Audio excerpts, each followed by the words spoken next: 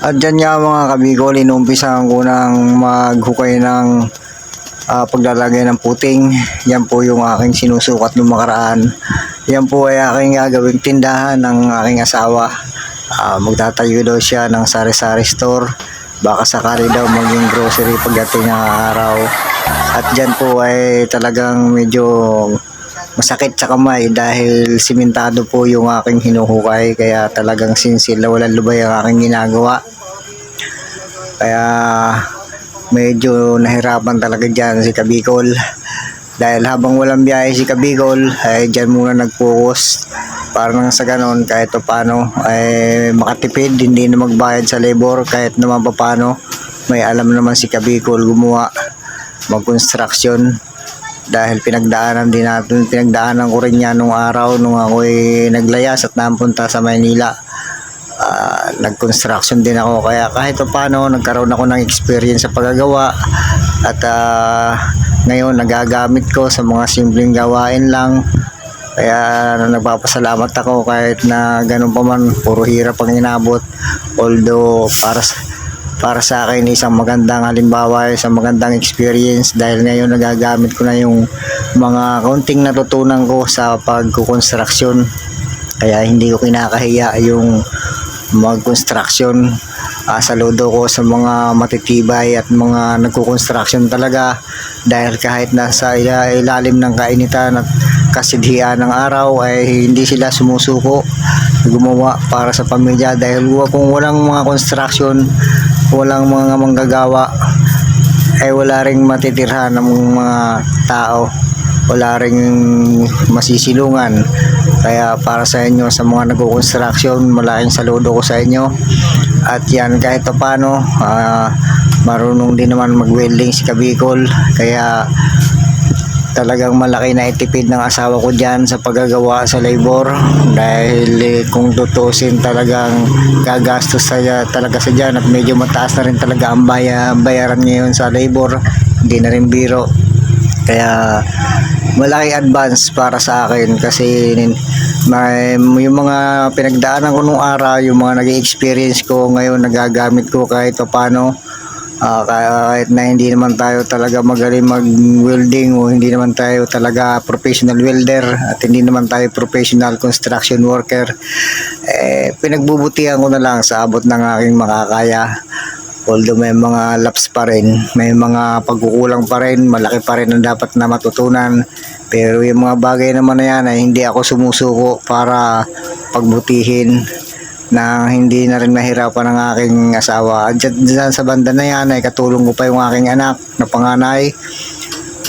Kaya lang talaga hindi ko rin talaga maasahan yan, at may mga activities din yan. At diyan kahit gabi hindi ako lumulubay, talagang biniwelding ko na. Siyempre hinatiran ako ng mahal kong asawa ng merienda. Talagang hindi ako pinababayaan sa merienda ng aking asawa. Sana all hindi pinababayaan. Kaya ako nag-overtime, kasi nga baka mamaya biglang magkabiyahe, mabibitin yung gawa, ma-open yung harap. So kailangan talaga puspusin na. At dyan sa mga oras na yan ay tumigil ako dyan, alas 11 na ng hating gabi. Tinapos ko talaga yung harapan na yan para sa safety ng aking mga kasama dyan sa loob ng bakuran na yan. Kahit pagod na, sige pa rin, tira pa rin ang tira para lang sa aking pamilya. Ayun na pala. Ayan, kinakabitan ko na dyan ng tubular. At dyan naman, nung kinabukasan, sa harap naman ako nag-concentrate.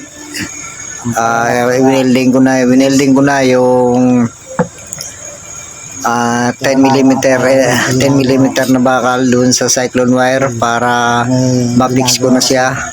Tapos pag nangyari ko yung harapan na yan, sa loob na talaga ako magko-concentrate dyan sa mga parte na yan. Kaya ako inuna yan, dahil pagdating ng tanghali ay hubod ng init dyan, napakasakit sa katawan ng init. At dyan naman siyempre pinatira na ako ng pagkain ng asawa ko. Kaya na po tayo.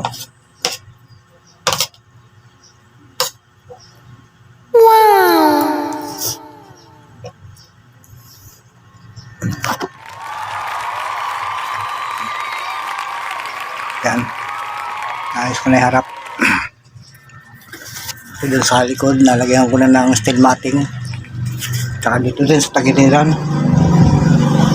Na. Konting ano na lang to.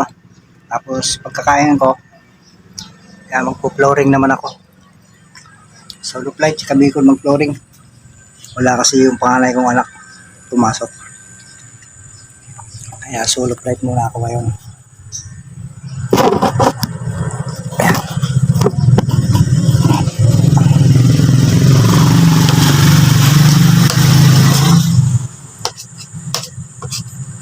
Gusto ko kasi pag may ginagawa ako, ayaw kong bitawan na hindi yari.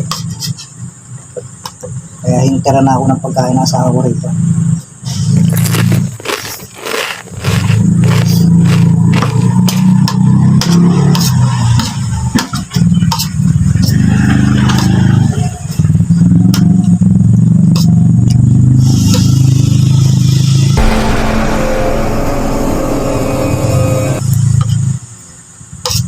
Kaya daw ako hindi lumalaki.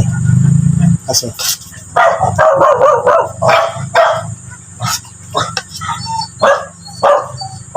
hey! Maaso ito ah. Kaya daw ako hindi lumalaki kasi hindi raw ako nagkakain.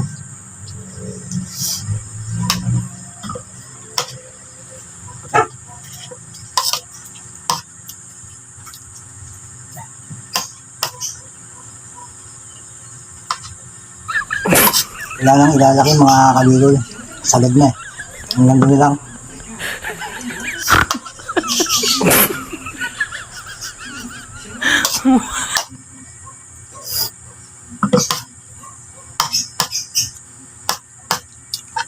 Sarap ng palaya.